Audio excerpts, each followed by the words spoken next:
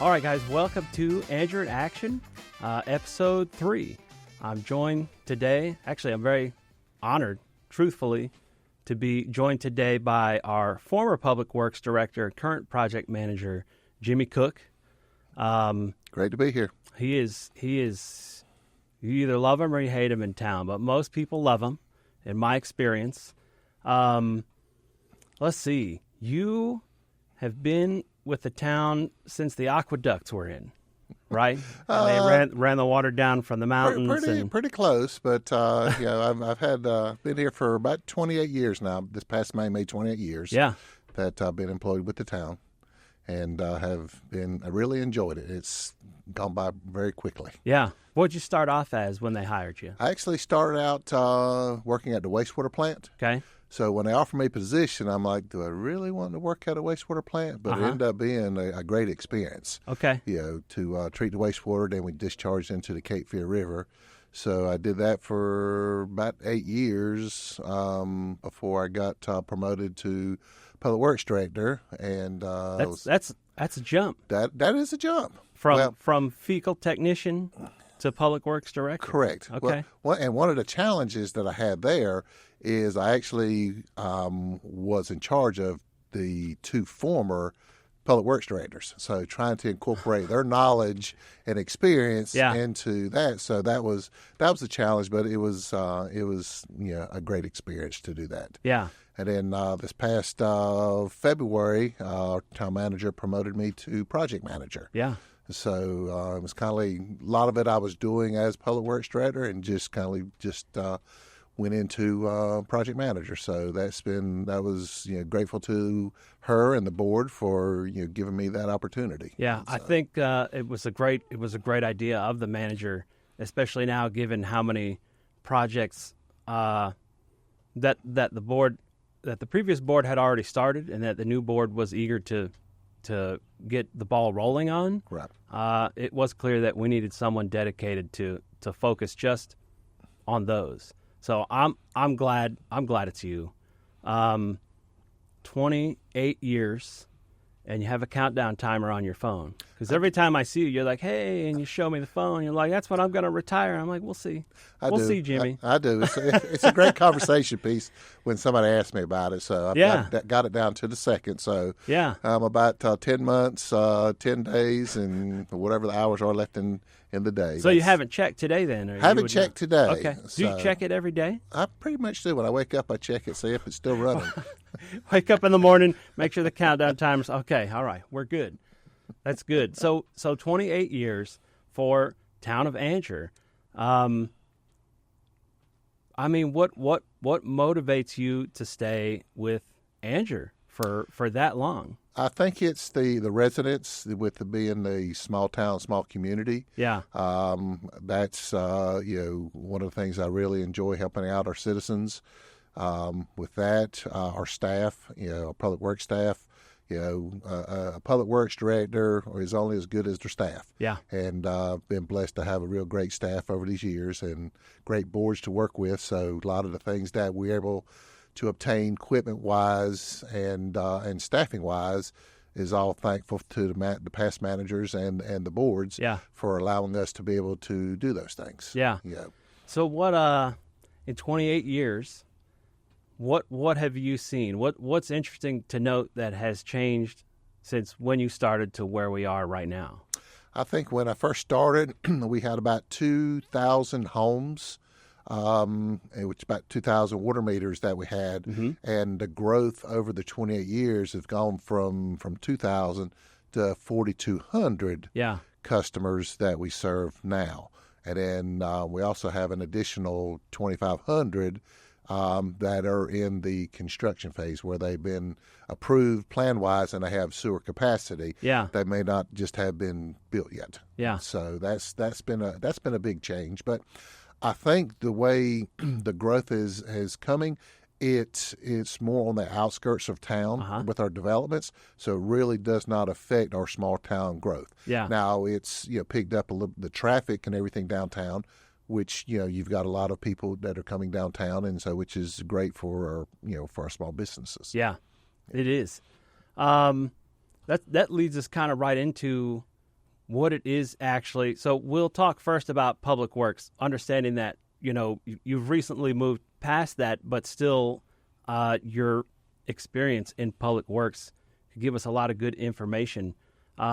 What exactly does it, and I know it's a lot of stuff, so let's touch on some of the basics. What does public works do for the town that we probably don't even see? We live here, we live our lives every day, and we are just accustomed to the town the way it is. Mm-hmm. But a lot of that is maintained and kept up by public works. So what are some examples? So some examples. So public works is responsible for water, sewer, and streets, mm-hmm. and along with landscaping and different things like that. So we actually maintain around 67 miles of water lines around town. And so that's a big chore to be able to keep up with those over the years. And some of those water lines are anywhere from built in 1937. I think I've got a piece of pipe down in my office where we cut out a section of pipe that was from 1937. Yeah, and then up to 2024 here, we've got with new lines with new construction. Yeah, so we have to maintain those, and that's an ongoing process all the time, trying to keep up with our aging infrastructure. Yeah, we've also got. Sorry, I had to cheat a little bit on my notes here. Hey, that's all right. I mean, you should know how many miles of water we have, but that's okay. I'll let you reference. Well, we get so many. So again, I'm project manager, so some of that has moved on. 32 miles. Thank you, sir. Yeah. Of miles of sewer line, and a lot of those are gravity sewer. Some are force mains. So we've actually got I think 12 or 13 pump stations now that we also have to go out and maintain. Yeah. And with that, and then we've got about 30 some miles of streets that we also maintain. Yeah. And so that's a job in itself. So a lot of times we, if we have a water line break or something like that, we go back and we'll patch those. Yeah. After the line's been repaired. We also every 2 years we go around and redo resurfacing. Yeah. So we have about $200,000 every year in our budget to do our resurfacing. So we pick 3 or 4 streets that we're going to try to resurface. We'll bid that out, and then have a contractor come out and give us pricing on that. And usually we try to do it in 2 budget cycles, so we've got a little bit more money for the contractor to come in and get more bang for the buck, so to speak. So the main roads, 55 and 210, those are DOT controlled roads. Correct. But controlled and maintained rather by DOT. So any other road in corporate limits of Angier it's our responsibility to maintain those. And correct. That's part of your job. So that's wear and tear constantly. So that's a revolving, everlasting job for public works is roads. Road maintenance, yes, sir. Keeping up with some old water lines, sewer lines. What is how's all this new construction affecting what you guys do? New construction, when Public Works basically takes it from the very beginning. So even prior to before the board annex it and rezones it, town staff is reviewing their plans. And then once it goes before the board and the board annexes the property and then rezones it, then they actually start sending construction plans to town staff for our review. Yeah. So all along that construction phase, town Public Works has a hand in it from basically start to finish. And when I say finish, the lifetime of the house.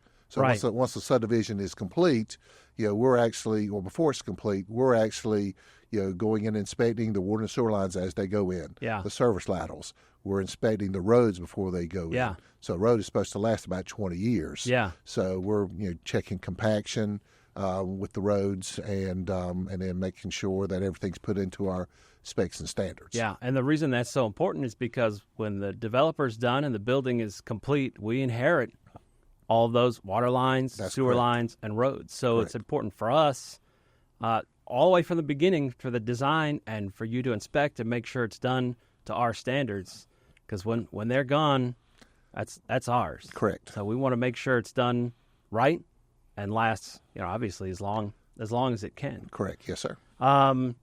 What other kind of things do you guys do? I know you work with a lot of other departments because almost anything that happens in town, you guys have got some part in, whether it's consulting or hands-on involvement. But who do you guys work with commonly in town that we might not know about? So we constantly working with our planning department, working with Parks and Rec, working with the chamber. So when chamber has an events and stuff, they usually let us know when they're having those. And so we can make sure that we're all prepared to, if we've got to set out any barricades or anything else like that. We'll work a lot with NCDOT. A lot of our projects are along DOT right away. So we're constantly working with Division 6 out of the Fayetteville Regional Office on projects that we've got.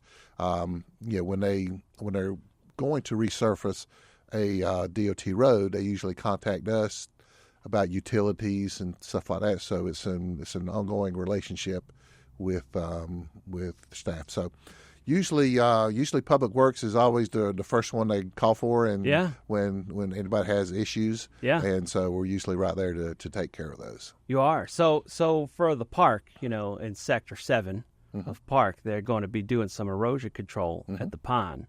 I've called it Sector 7. They don't have fancy names, but I really think we need. So Sector 7, are you guys going to have some involvement helping them do the actual work for the erosion control there? I think in that case, I think the park director, he'll actually contract that out. Okay. We usually help them when they mulch the dog parks. Yeah. So we'll bring our equipment down there and help them with that.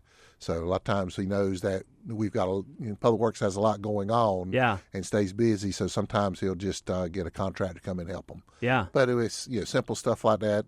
If we've got to go down there and mow a larger ditch for them with our equipment, or we actually cut along the pond.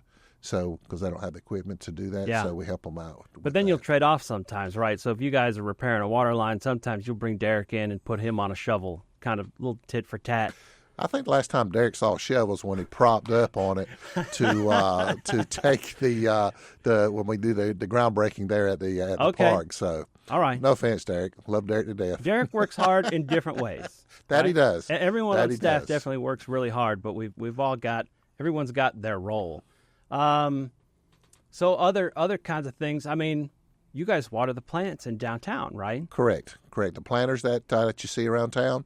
That was that actually started from our previous mayor, R.H. Ellington, and his wife, Miss Jeannie. So they started that right there around Town Hall at the fountain, and then it's just expanded to, I think we've got 32 planters now around town. So that's good for you. Elected officials have these great ideas. It'd be beautiful to have some flowers around town, right? And Jimmy's going, somebody's got to go water that. And I saw him the other day. I mean, you guys have a water tank on a trailer, and you have to go out there, and it's work. It's work that we don't see or appreciate when we say, let's put a couple trees or let's put some flowers here because that would look great for the town. The buck gets passed to Public Works to maintain that because if they die, then who's upset? The elected officials. How come nobody's watering those flowers? Well, whose job is that anyway? Yeah, and with those planters, we were able to buy self-watering planters. Yeah. So they hold about 16 gallons. Yeah. And so that makes it, usually every 2 weeks the guys have to go out there and water those. Yeah. Here about a couple weeks ago, it was like once a week when we had all the heat and everything else. I know. I even watered some of mine, which says a lot. Normally, as soon as I finished, it would thunderstorm. Right. So you guys are welcome. Because that last thunderstorm we had is because I waited a week to water my dead plants, and as soon as I finished. All right. Anyway, I know you guys, you probably get calls about certain things all the time. Mm-hmm. So when I met with you to talk about this podcast, I asked you to think of a couple things that you wish you could just put out there so people would know if they watch this and hopefully not have to call or wonder how it goes. So what are some examples of issues like that? I think one of our biggest questions we get from our residents is, when are you going to pick up our debris?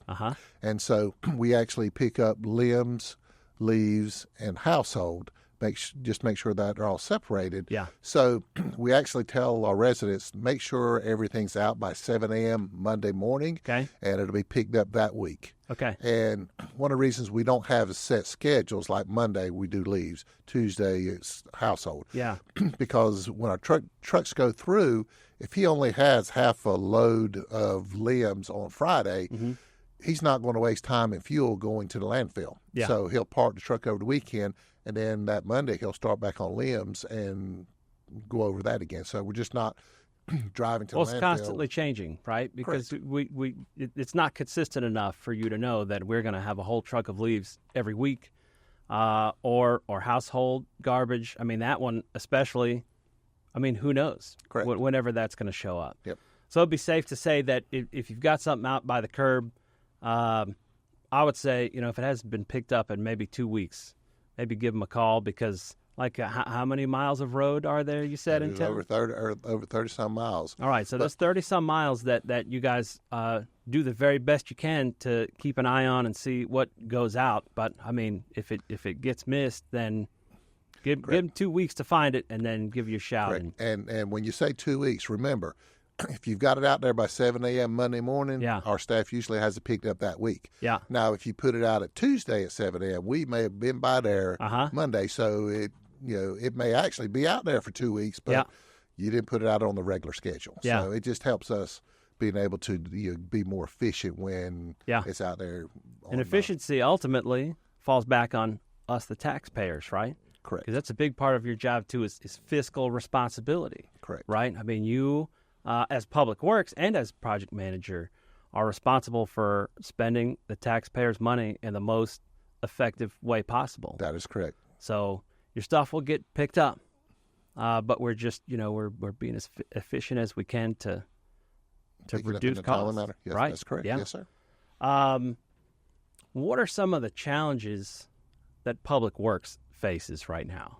I think a lot of the challenges we're facing now is just staff. Make sure that we're trying to retain our staff. Yeah. Which the board has helped us out with that. They saw our needs, and so and they've worked with the manager about putting some things in place about trying to retain the staff that we had. Yeah. And it's difficult trying to compete with some of the larger towns like the Fuquays and Apex. Sure. Would actually can basically give more money to the employees. Yeah. And whereas we've got our set allotments of what we can offer. Sure. So, but just trying to retain our staff. That's always the So challenge. it's not just money, because obviously there's a finite amount of that and a certain amount of staff that you need to keep everything functioning properly. But you really need to maintain an environment where people want to come to work. Correct. And want to be here, like you, for example, to be here for this long, must have seen the value in the town, and so making sure that your staff sees that same value is, I'm sure, plays a large role in retention and recruitment. Correct. And one of the things that that when I was director, that I always strive to my staff at the time was family comes first. Yeah. And so if you have an issue, whether it's you got to go take care of mom or dad or kids, wife, whatever it is, I says go and be with your family. I says work will be here. We'll take care of work. Yeah. So and that's one of the things I've always strive with my employees, and I think Brandon, who's now the public works director, is also stressing those same values. Yeah. Well, let's shoot ahead to Brandon. You brought Brandon up, so you were promoted to project manager. And that means that Brandon Johnson got promoted to Public Works Director. Yes, sir. And he's been with the town for 12 years. Correct. But he's been underneath you, kind of preparing for this role for a little while now, right? And he's jumped in, and I've reached out to him already on a couple of things, and he's on top of it. But what else has Brandon done in that role or leading up to that role that might be notable? Yeah, he's been a great asset to the town. Before he was promoted, he was actually the assistant public works director. So one of the great things that he's done is being able to GIS all of our water and sewer lines that are in town. Yeah. So we've actually purchased a lot of the GIS equipment ourselves, so we can actually go out and GIS water lines where they're at. Yeah. So if we come across one that we haven't seen before in the past, we just take the Trimble unit out there and set on the water line, and now they've got a point on it, and they can basically collect those points and then basically connect the dots. Yeah. So it makes it a lot easier for our new staff coming on that they can pull it up on their phone and they can see where water line is if they have to go out and mark a water line. Because before that, we would just ask Jimmy, and you remember where almost every water line in town is. Correct. So, so he's done a great job with that. Also with our sewer SCADA system that we've got on our pump stations. So we're able to pull up on our phone and look at what a pump station is doing. Is the pump running? How often is it running? Is it not running? Do we need to send somebody over there to check it? So those are, another thing that he's added on that is very beneficial. He's a great asset too. He's a great asset, and he's one of those that he's not afraid to jump in the ditch and get dirty. That's good. I think that's always been the public works for the longest time. Yeah. It's always been, all right, I'm not afraid to go and jump in the hole and make the repairs with the guys. So. Well, especially if you're in a supervisory role, it's hard to have respect from people if you are just standing and pointing at stuff, Correct. So to have been somewhere and still be willing to jump in and do it makes it a lot easier to be a supervisor. Correct. Let's talk really quick. So you're project manager now. On our website at angier.org, we just uploaded, I think yesterday, a full chart of kind of where all of our projects are. So if anyone wants to see or is curious about a project, it's angier.org. And then in the menu, you click on News, and there's a chart. There are 19 projects on that chart. I don't know if you realize that or not. Okay, so let me correct you on that now, Mayor. I had a conversation with the manager about this at a board meeting. So there's only 2 projects for me. Okay. Which is the water tank and the police department. You sure? The rest are tasks. Tasks. All right, that's fair. But if there's a problem, we jump in. Yes, sir. So we're all in this together. So if I need to help out with additional ones, I'll be glad to do that. All right. So check that website out. Let's say I'll ask you the one hard question, and then we'll go from there. But when any of these projects happen, varying scale, a question that I have always wondered and I get asked all the time is what takes so long between when a project is approved and when ground is broken on it? Why does it take so long? That's a great question. If it's a town-funded project, we can usually turn those around probably within 18 months by the time we get designed and built. But again, we try to be very frugal with the town's money. Yeah. So a lot of times we can get these grants from NCDOT or the ARPA funding.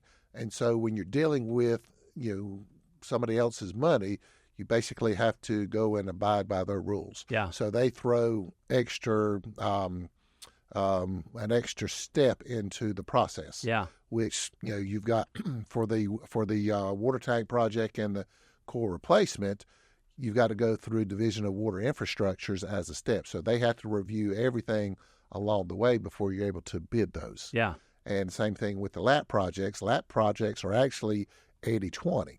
So those projects may take up to 5 years to complete, but we look at it as they're giving us 80 cents on the dollar. Yeah. So it's only costing our residents 20 cents. So that's why. And we're talking millions and millions of dollars. Correct. Correct. So, if everyone can be patient, then ultimately what that does is help us keep everything up to date and keep it maintained and a good quality of life, and we don't have to raise taxes to get there. Correct. So if we can all be a little patient, it's worth it in the end. Yes, sir. Well, thank you for joining me, Jimmy. I really appreciate it. I think, we might go grab some ice cream after this. You're a hot fudge sundae man, aren't you? Well, you said ice cream that was the reason I came. So was it? I'm waiting for the ice cream. I didn't want it to melt, so I figured we'd run from here and we'll go we'll get you a hot fudge sundae, and I might get mint chocolate chip or something. But anyway, thank you again for joining us. There's so much more information that we could talk about. Maybe we'll do this again sometime, but tune in for the next episode. Is going to be our town manager, Elizabeth Krieg, interviewing the police department. So thank you for joining us. Thank you.